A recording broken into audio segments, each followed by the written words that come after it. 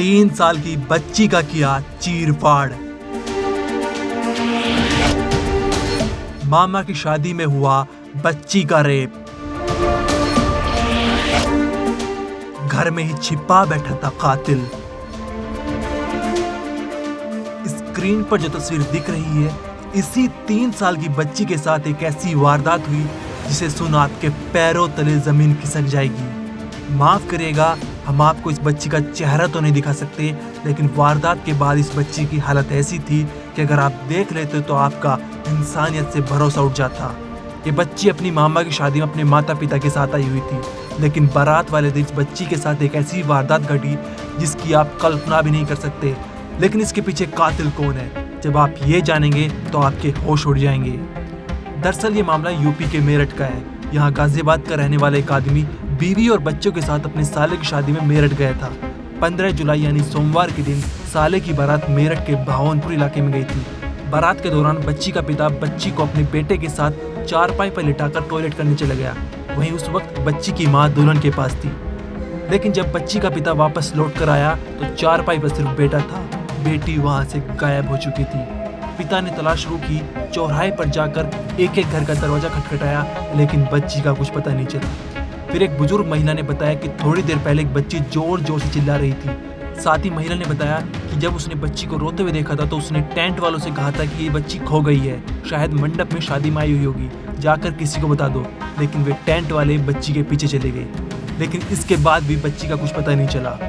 इसके बाद बच्ची के घर वालों ने पुलिस को इसकी सूचना दी। पुलिस ने भी खोजबीन की, लेकिन बच्ची के बारे में कोई सुराग नहीं मिला।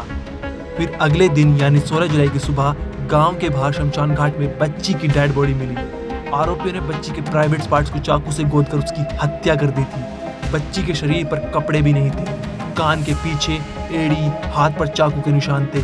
इतना ही नहीं, सिर की खाल भी गायब थी और बच्ची की जांघ भी कटी हुई थी। परिवार वाले ये पता नहीं लगा पा रहे थे कि बच्ची की हत्या किसने करी। बच्ची के घर वालों ने इस हत्या में 3 लोगों पर शक जताया है। जब आप इन तीनों के नाम जानेंगे तो आप चौंक जाएंगे। बच्ची की हत्या और रेप में दुल्हन का जीजा शिव प्रकाश और उसके 2 दोस्त आसिफ और अरुण का नाम सामने आया है। साथ ही घर वालों ने उन टेंट वालों पर भी शक जताया है जो बच्ची के पीछे गए थे। पुलिस ने दुल्हन के जीजा शिव प्रकाश और उसके 2 दोस्तों को हिरासत में ले लिया है और उनसे पूछताछ कर रही है।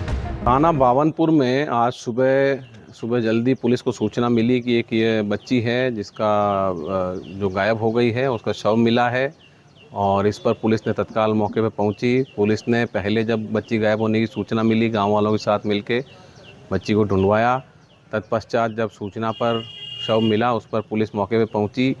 जो फील्ड यूनिट की टीम है और सभी अधिकारी हैं वो आए हैं यहाँ पर। कुछ युवकों पर, युवती के जो बालिका है उसके परिजनों ने संदेह जताया। उनको पुलिस ने कस्टडी में लिया है। 3 युवकों को, उनसे पूछताछ की जा रही है।